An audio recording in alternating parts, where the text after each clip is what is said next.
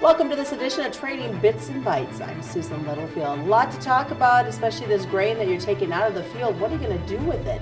We have been joined by Jeff Peterson from Heartland Farm Partners. I think that's the biggest thing. Storage, unsold corn, unsold soybeans. What do we do so we can continue to bring some profit to our operation? Well, you must be reading the mind or listening in on phone calls we have every day, Susan, because that's a lot of it, you know. There's a lot of people who did take advantage and they did sell a lot, but in some of these areas maybe they didn't feel they had the opportunity to sell. Maybe the crop didn't look real good back when prices were good. And they are really trying to sort through what exactly are they going to do. So, you know, easiest way to think about this is just kind of break it apart into the different parts. So if you start off on corn and you say, well, what about that corn that I'm going to leave in my bins on the farm? What should I do with that?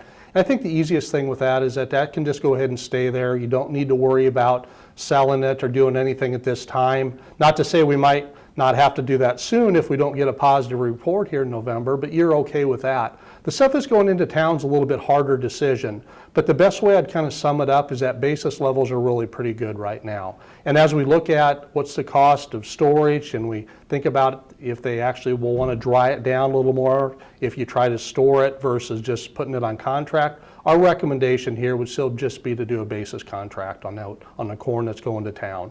And the reason for that is you don't have any storage costs. You also can go ahead and collect an advance on that, so you got some extra cash.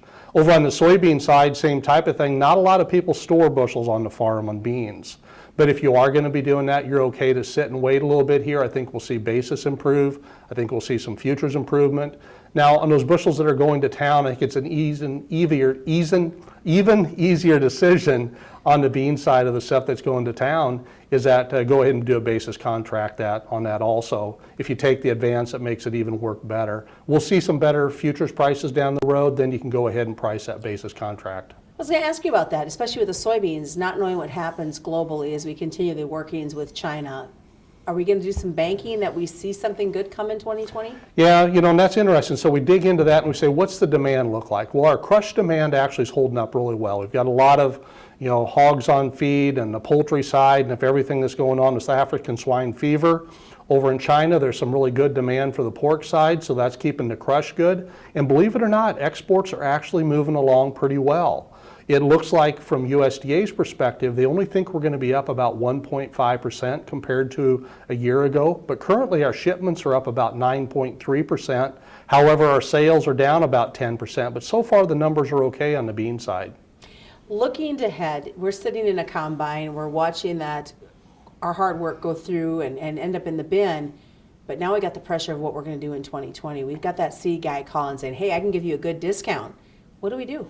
Yeah, right now I think as we think about the prevent plant acres and that we've ran the numbers, our numbers would suggest there could be as much as maybe 9 million acres more on the corn side that actually could come into play, okay?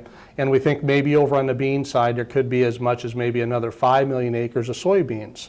And you look at, well, where'd those acres come from? Well, those were the acres that were sitting in the prevent plant side, right? There'll be prevent plant next year, but we're factoring that in already. So then you have to sit back and say, okay, how does that all come into play? And the easiest way for us to look at that is say, what's that going to mean for our ending stocks in the 2020 crop, right? So if we add 5 million more acres to soybeans, that still just keeps our stocks about steady, somewhere around about 400 million bushels. That actually means from here we could actually see a little higher prices yet on the soybean side to go ahead and make sure we get those acres in place. Or on the corn side, it's a little bit different matter, especially depending on how the exports turn out.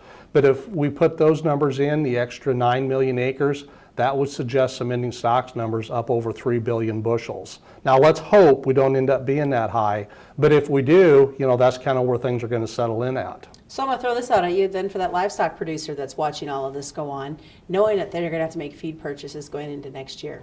Well, I think if let's break that into pieces, okay?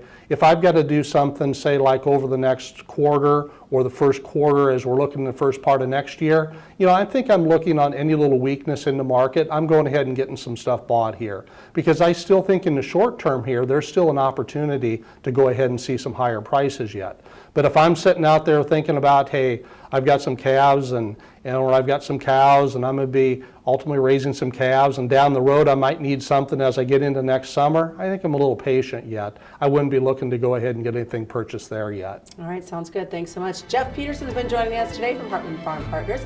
That's this week's edition of Trading Bits and Bytes. I'm Susan Littlefield.